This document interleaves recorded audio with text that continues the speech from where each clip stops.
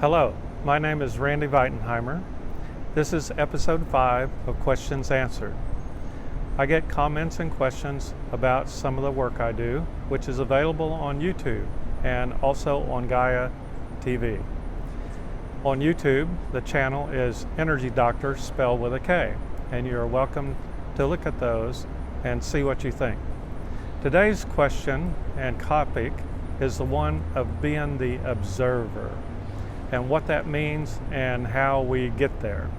So today I'm going to try to weave several different topics together to show you how this works and what you can expect when you try these techniques.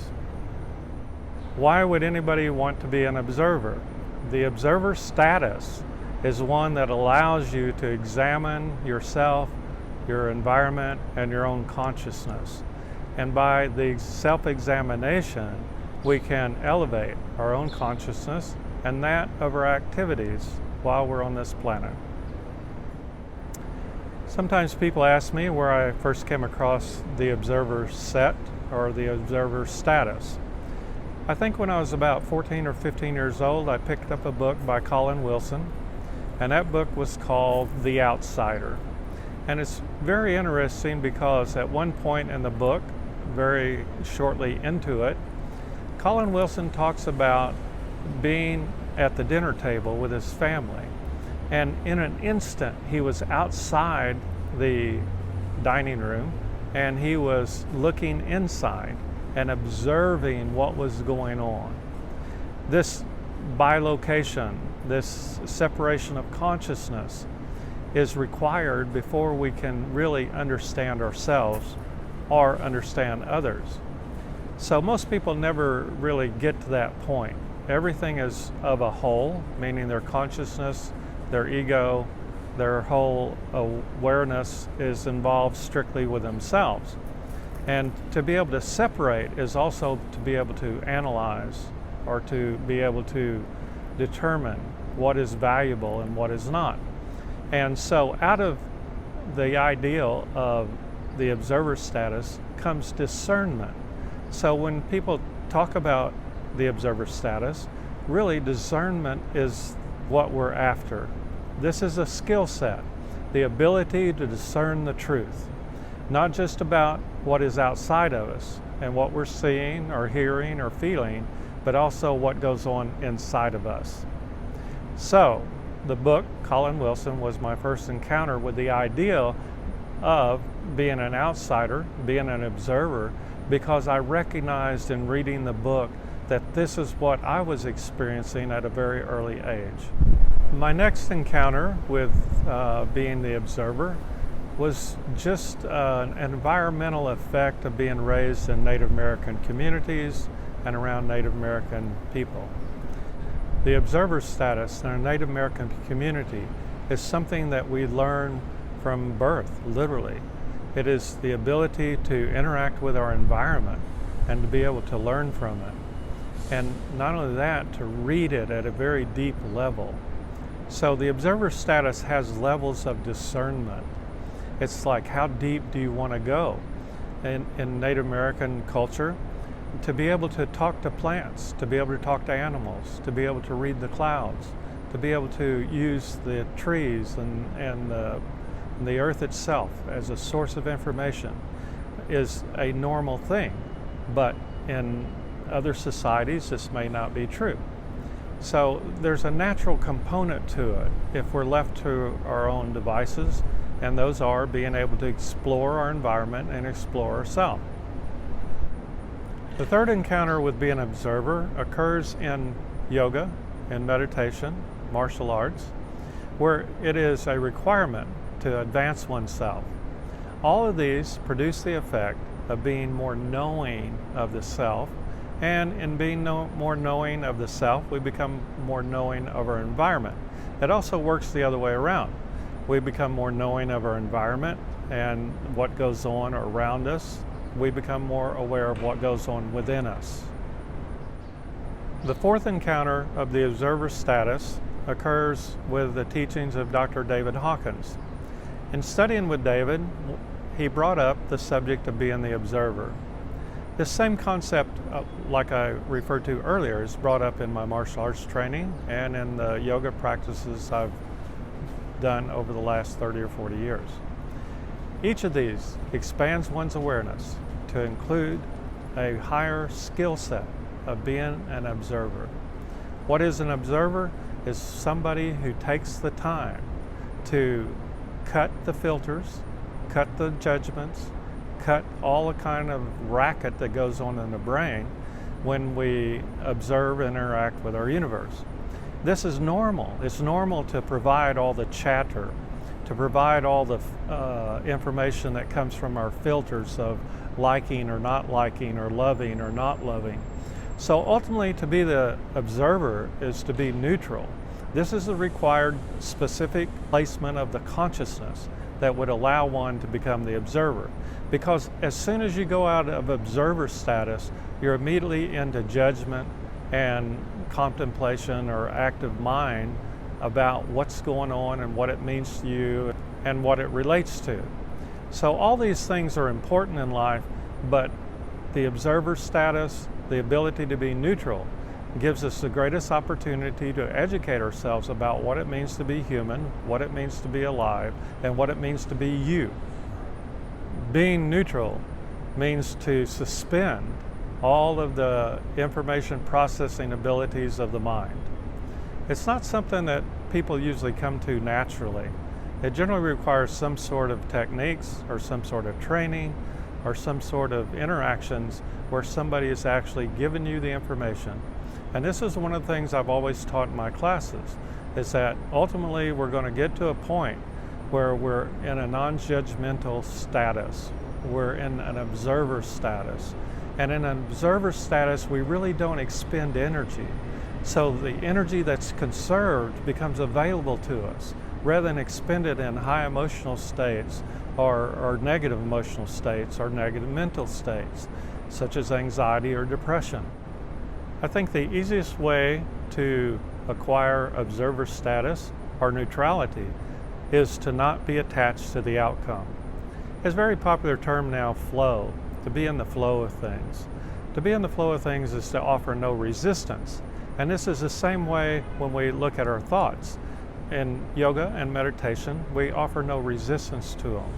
So by not resisting the thought and allowing it to come and go, we actually get into that neutral state.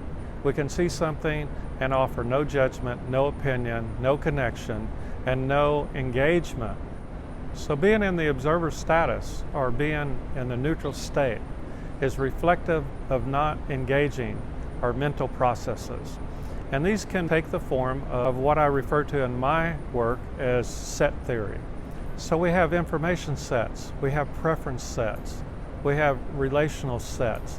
Each one of these represents a set of filters that cause us to process information through a variety of filters, levels, and each one of them takes information, takes our process through a period of evaluation and determines if they're positive or negative. If we ask what that does to the body, it's kind of like we hold our body and hold our energy in restraint, waiting for an opportunity to let that energy go. And sometimes we hold it too tight and it's reflected in tension in the body. And sometimes we hold it too tight in the mind and it's reflected in the conscription and the restriction of our mental processes. So one of the things that happens is we can take a song like "Stop in the Name of Love" by the Supremes and take a look at that and say, what has that got to do with all this? When you stop the flow of energy from the body and through the heart chakra, you have stopped the ability to interact. You've stopped the ability to be discerning, and you have passed judgment on what you're seeing or what's going on around you.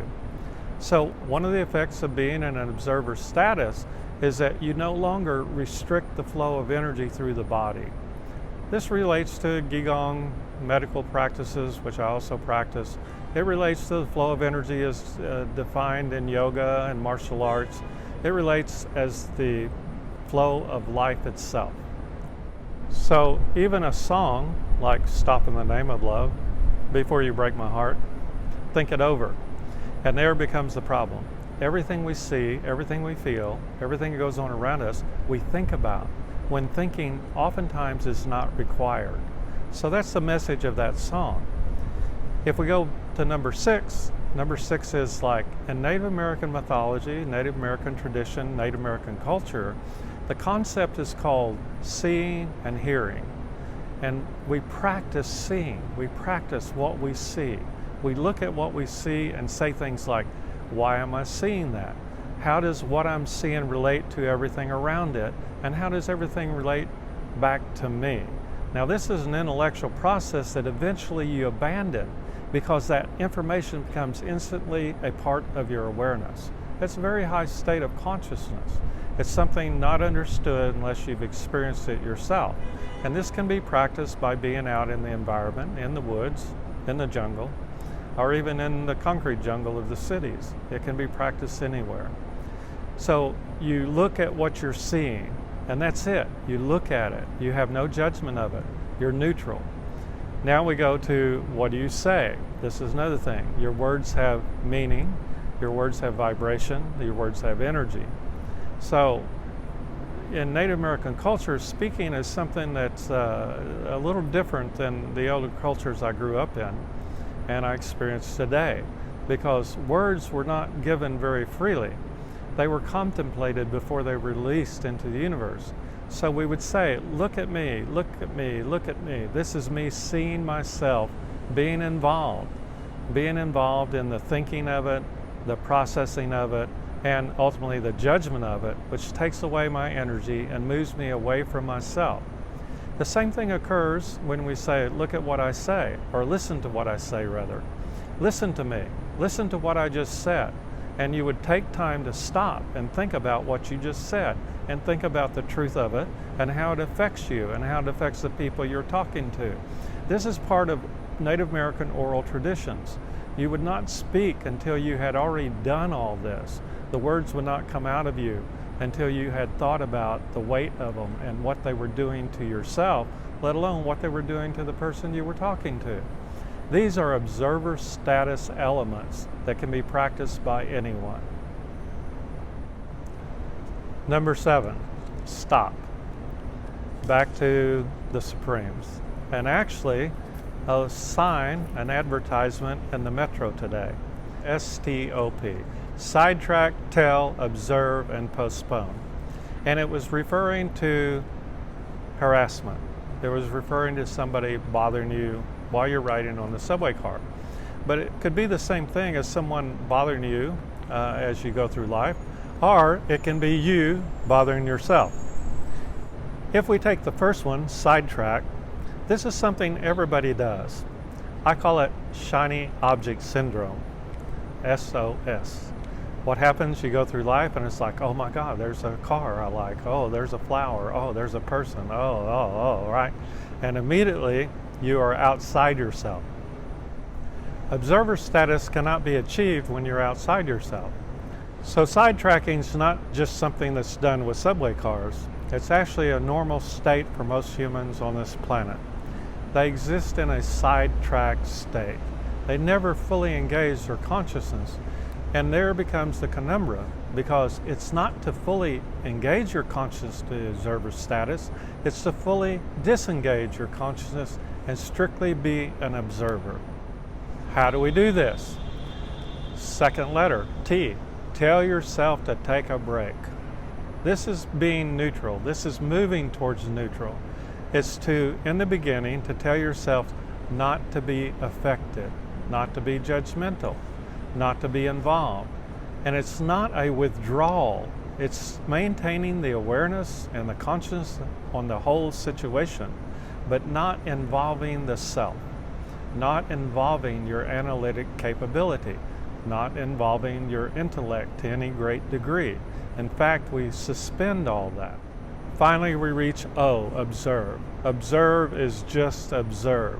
As soon as you do anything other than observe, you're no longer in observer status, you're in a sidetrack status.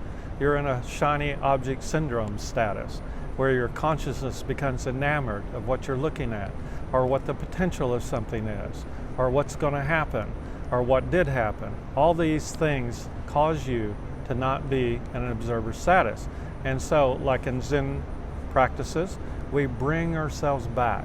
So there's this constant involvement in our environment, in our universe, in life itself, and a constant bringing ourselves back to a neutral point, to where when we observe in a higher consciousness state, and we observe in a higher awareness state.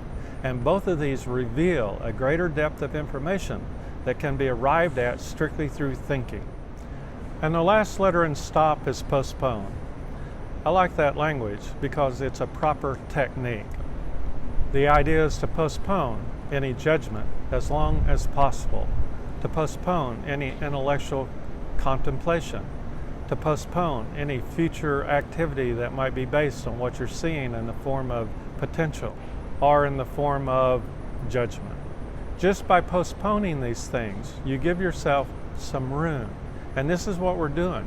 We're making room in our field of consciousness, in the entire concept of ourself and our existence, to be ourselves and to derive a greater understanding of the universe and of ourselves. I like to refer what goes on in our consciousness as consciousness in action, CIA for short. But really, suspension of consciousness, but not of awareness, leads us to the greatest thing that we can experience within ourselves, and this is true in martial arts and in yoga and in meditation, and that is the idea of stillness within the self. Thank you for watching. I gotta be me.